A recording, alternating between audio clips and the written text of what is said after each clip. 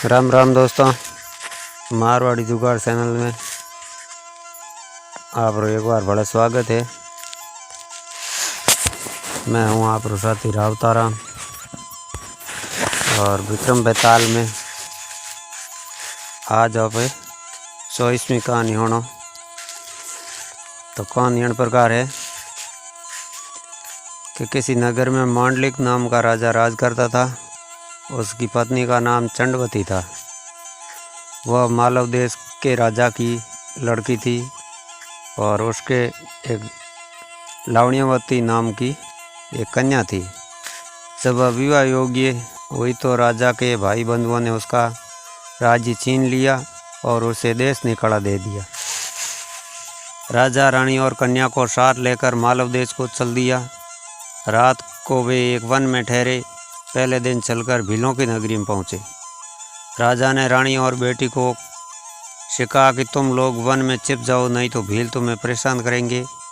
वे दोनों वन में चली गई। इसके बाद भीलों ने राजा पर हमला किया। राजा ने मुकाबला किया पर अंत में वो हार गया और मारा गया और भील चले गए।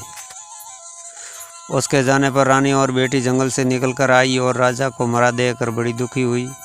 वे दोनों चौक करती हुई एक तालाब के किनारे पहुंची। उसी समय वहां चंडची नाम का साहूकार अपने लड़के के साथ घोड़े पर चढ़कर शिकार खेलने के लिए उधर आया। दो स्त्रियों के पैरों के निशान देखकर साहूकार अपने बेटे से बोला, अगर ये स्त्रियां मिल जाए जैसे साहू ब्याह कर लेना। लड़के ने कहा, छोटे पैर वाली छोटी उम्र की होगी, उससे मैं विवाह कर लूँगा और आप बड़ी से कर लेना।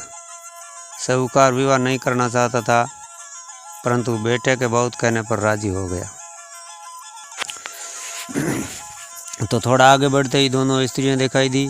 साहूकार ने पूछा कि तुम कौन हो? तो रानी ने सारा हाल सुनाया। साहूकार उन्हें अपने घर ले गया।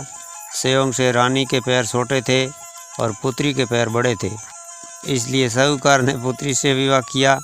लड़के ने रानी से हुई। लड़के की शादी मतलब रानी से हो गई और इस तरह पुत्री सास बनी और माँ बेटे की बहू। उन दोनों के आगे चलकर कई संतानें हुई। इतना कहकर बेताल बोला कि राजन बताइए, माँ बेटी के जो बच्चे हुए उनका आपस में क्या रिश्ता हुआ? यह सवाल सुनकर राजा बड़े चक्कर में पड़ा। उसने बहुत सोचा पर जवाब न सूझ पड़ा, इसलिए वह चुपचाप चलता रहा। हर कहानी का जवाब दिया लेकिन इस बार राजा चुपचाप चलता ही रहा। बेताल ये देखकर बोला कि राजन कोई बात नहीं, मैं तुम्हारे धीरज और पराक्रम से खुश हूँ। मैं अब इस मुर्दे से निकल जाता हूँ। तुम इसे योगी के पास ले जाओ। जब वह तुम्हें इस मुर्दे को सिर झुकाकर प्रणाम करने को कहे तो तुम कह देना कि पहले आप करके दिखाओ।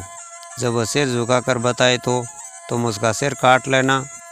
उसका बलिदान करके तुम सारी पृथ्वी के राजा बन जाओगे। सिर न कटा तो वह तुम्हारी बलि देकर सिद्धि प्राप्त करेगा। इतना कहकर बेताल चला गया और राजा मुर्दा को लेकर योगी के पास आया।